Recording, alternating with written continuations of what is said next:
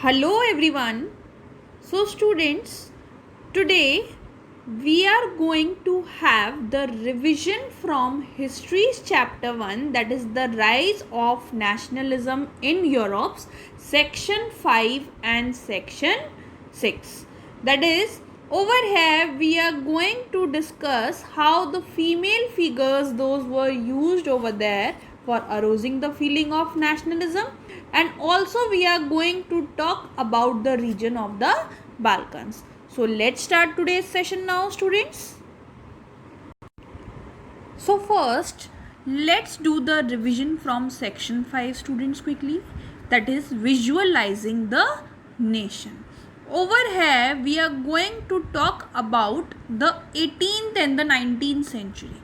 ठीक है, in 18th and 19th century what happened, students? The artists, they have found certain ways for personifying a nation. ठीक है, personifying a nation से यहाँ पे मेरा क्या मीनिंग है? I simply mean over here that the various countries which were there, countries को कैसे रिप्रेजेंट किया इस टाइम पीरियड में, during the time period of 18th and 19th century, those were represented by a person. ठीक है, as a person represent करते थे उन्हें. That is the nations which were there. उन नेशंस को कैसे पोर्ट्रे किया? The nations those were portrayed with the help of the female figures. ठीक है, और फीमेल फिगर्स धीरे धीरे क्या हो गया? The female figures they have became the allegory of the nation. अब मैंने यहाँ पे term use किया allegory. तो what I mean by this term allegory over here? Allegory का simply meaning क्या होता है? It's an abstract idea about something. जैसे कि say for example greed, freedom, liberty. ठीक है, और इसको कैसे एक्सप्रेस कर रहे हैं? We are expressing this through a person or a thing. तो यहाँ पे हमने कैसे एक्सप्रेस किया?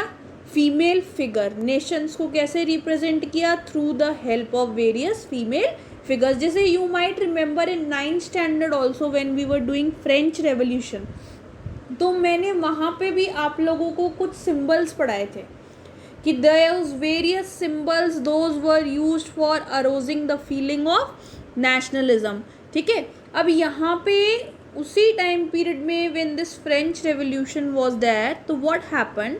The artist they use the female allegory और the female figure to portrait the ideas. कौन कौन से आइडिया? जैसे सच एज लिबर्टी, जस्टिस, ठीक है, red cap, broken chain. You might remember, ये 9th स्टैंडर्ड में पढ़ा था हमने कि red cap, who used to wear this red cap? That is the members of the Jacobins club, they used to wear the red cap. क्यों wear करते थे वो? Reason being they were doing what? They were demanding liberty, freedom. Broken chain, act of becoming free, वहाँ पे meaning पड़ा था.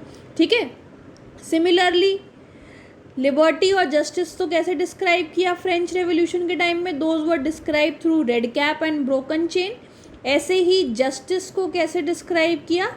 Justice is generally being described through the blindfolded women which is carrying a pair of the weighing scales.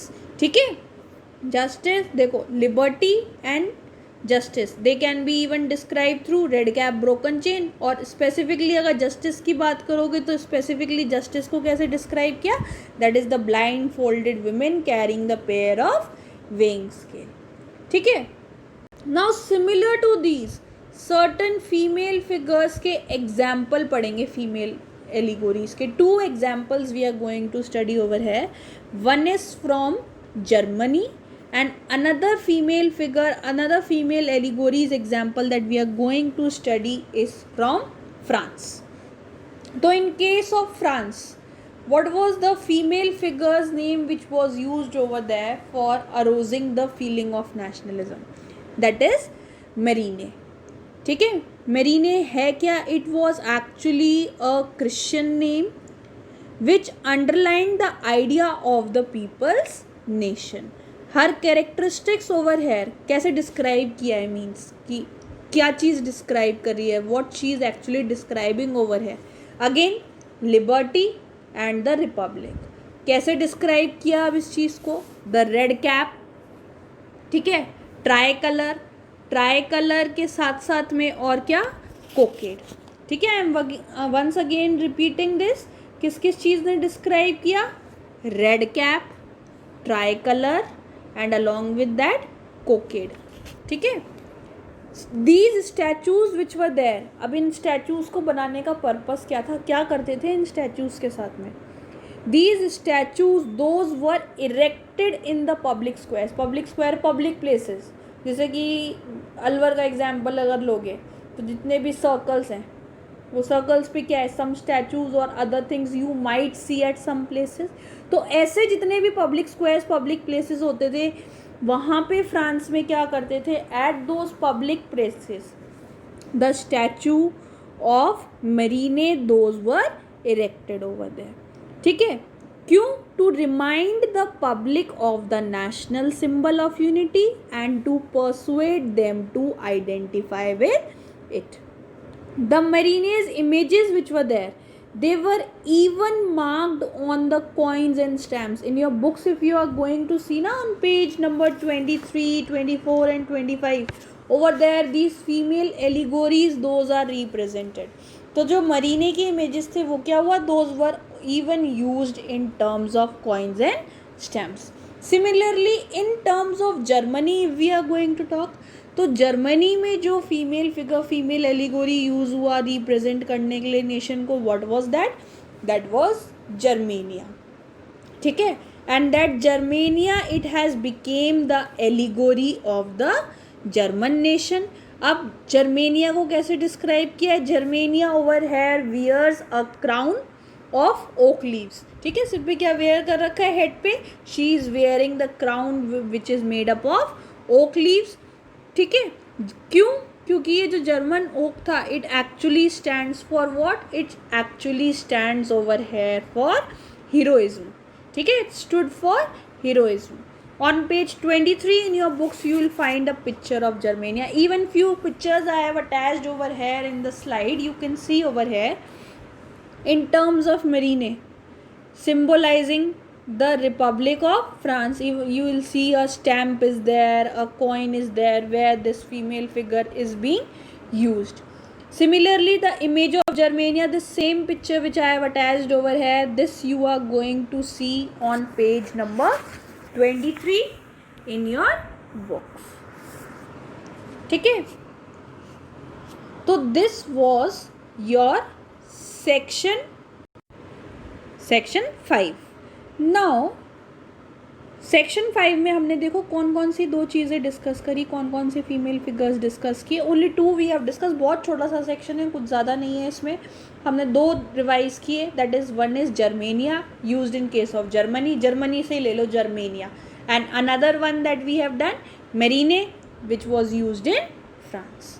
Now in section 6 we are going to discuss about nationalism and imperialism, कि by late quarter of the 19th century what was happening over there, the nationalism it no longer retained its idealistic liberal democratic sentiment.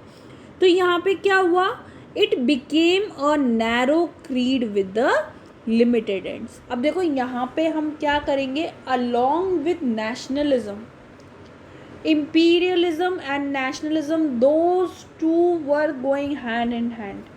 imperialists थे जितने भी, उन imperialists के साथ में क्या हुआ, imperialist एक तो होते कौन है, who are these imperialists, इसको simple terms में learn करने के लिए you can learn it as the rule by emperor, ठीक है। imperialism को कैसे समझ सकते हो कि if the emperor that is ruling, तो इस टाइम पीरियड में आप यही तो पढ़ रहे हो, पूरे चैप्टर में क्या पढ़ा, यही तो पढ़ा कि various kings, the various empires, those were there, the kings, the emperors, those were ruling in various parts of Europe.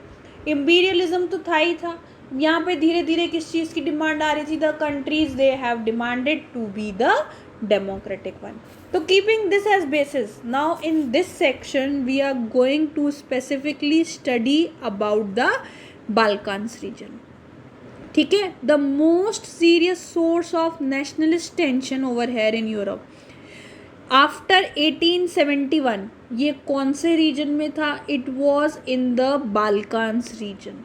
ठीक है, बाल्कान्स रीजन को, जिसको आप present day you are knowing it by the names of these countries. पहले ये countries तो थे नहीं, इसके जगह पे क्या था? This was a single region, a big region which was under the control of Ottoman empire. ठीक है, किसके कंट्रोल में था ये रीजन, जो बाल्कन्स रीजन था? It was under the control of the Ottoman empire. ऐसे कंट्रीज नहीं थे जिसको, जैसे प्रेजेंट डे कंट्रीज में अगर एग्जाम्पल्स बोलोगे तो देखो मैंने स्लाइड में कुछ एग्जाम्पल्स भी अटैच किए हैं, जैसे से for example Romania, Bulgaria, Albania, Greece, Macedonia. ये क्या है? These are known present day by these names. पर उस टाइम पे क्या था? They were not such as follows. उस टाइम पे क्या था? They were over there known as only one region, that is Balkans region. और ये बाल्कन्स रीजन था किसके कंट्रोल में? It was under the control of the Ottoman empire. तो all through the 19th century what happened? The Ottoman Empire, it sought to strengthen itself through modernization and internal reforms। कि 19th century में पूरे में क्या चलता रहा? The Ottoman Empire which was ruling at this region, the Balkans region, उसने modernisation किया, कुछ चेंजेस किए। इंटरनल रिफॉर्म्स का क्या मीनिंग है मेरा यहाँ से? कि कुछ चेंजेस किए। क्यों? खुद की पावर्स को बनाए रखने के लिए इस रीजन में। ठीक है, बट क्या हुआ? It has got success in this, but very little success it was able to get. One by one इस टाइम पीरियड में, during this time period of 19th century, what happened? even though Ottoman Empire was trying its best, modernization किया, internal reforms किए, फिर भी क्या हुआ? The European subject nationalist which were there, those broke away from it control। और धीरे धीरे क्या हुआ? The countries they have declared themselves independent. एक एक कंट्री सेपरेट, एक एक रीजन सेपरेट होता गया। They have declared themselves as the independent nation. The Balkan people, they base their claims for the independence or political rights on the nationality, that is they used over here history to prove that they had once been the independent ones। अब यहाँ पे क्या हुआ? Mean इसका देखो simple terms में, Balkan citizens ने क्या किया? उन्होंने किस चीज़ को बेस बनाया? कि हम पहले भी तो अलग अलग थे, why we are living like that now, why we are under the Ottoman empire now. इस चीज़ को बेसिस बना करके उन्होंने क्या किया? They were releasing themselves from that Balkans region and they were declaring themselves independence. अब इंडिपेंडेंट तो डिक्लेयर कर रहे थे, बट ये जो रिबेलियस नेशनलिस्ट थे इन दिस बाल्कन्स, इसमें क्या हुआ? It has lot of struggle. अलग होने की कोशिश कर रहे हो आप, इंडिपेंडेंट डिक्लेयर करने की कोशिश कर रहे हो खुद को, तो क्या हुआ? Hence these rebellious nationalist in the Balkans thought of their struggle as attempt to win back their long lost independent. तो धीरे धीरे जो ये बाल्कन्स का रीजन था, ये क्या हो गया? It has became an area of intense conflict. बहुत ज़्यादा कॉन्फ्लिक्ट हो गया इस रीजन में धीरे। ठीक है, कॉन्फ्लिक्ट का रीज़न क्या था? देखो, एक तो मैंने आपको रीज़न क्या बताया कि जो ऐसे एरियाज थे which were under the control of Ottoman empire, ये जो बाल्कन्स रीजन के, एक एक कंट्री धीरे धीरे क्या होता जा रहा था? अलग होता जा रहा था, and it was declaring themselves as independent. Plus इसी के साथ साथ में क्या हुआ इस बाल्कन्स रीजन में? The Balkans states which were there, those were fiercely jealous of each other. ठीक है, and each of them hoped what? To gain more territory at the expense of the other। अलग तो हो ही रहे थे, साथ साथ में अलग होने के साथ साथ में यहाँ पे क्या हुआ? उनका जो मेन मोटिव था वो और क्या बनता जा रहा था? कि उनके कंट्री का, उनके स्टेट का जितनी भी टेरिटरी है वो भी क्या हो जाए? That should be also increasing, उसको भी इंक्रीज करने पे एम कर रहे थे। तो during this time period what happened? There was intense rivalry among the European powers. European powers जैसे से for example Russia, Germany, England, ठीक है, उनमें क्या हुआ? There was intense rivalry among them किस चीज़ को लेके? Over trade and the colonies as well as the naval and the military might. तो इस राइवलरी की वजह से क्या हुआ? These rivalries were very evident in the way the Balkan problem it has unfolded. Each power which was there, that is Russia, whether it's Germany, England, Austria-Hungarian region, वो क्या थे? They were very keen on countering the hold of the others powers over the Balkans. Means कि एक तो separate तो होंगे ही होंगे हम, और उसी के साथ साथ क्या? We should be expanding our powers. So this has led to the series of wars in the region, and finally war का ultimate result क्या हुआ? Finally the first world war that has taken place, that is nationalism. It aligned with imperialism. ठीक है, nationalism और imperialism दोनों हो गए इस टाइम पे, कि जिसके पास जो एरिया कंट्रोल में था वो उसको भी एक्सपैंड करना चाह रहा था. उसका मीनिंग तो क्या है? इम्पीरियलिज्म. और नेशनलिज्म तो चल ही रहा था, खुद को इंडिपेंडेंट डिक्लेयर करने की कोशिश कर रहे थे. तो जब ये फर्स्ट वर्ल्ड वॉर हुआ, ये 9th स्टैंडर्ड में भी बताया था अगेन मैंने, in year 1914 when the first world war that has taken place. तो उस टाइम पे क्या हुआ? It has led to a complete disaster in Europe. This was your section 6 from the chapter. Today through this video we have discussed section 5 and section 6. So that's it for today, students. Thank you.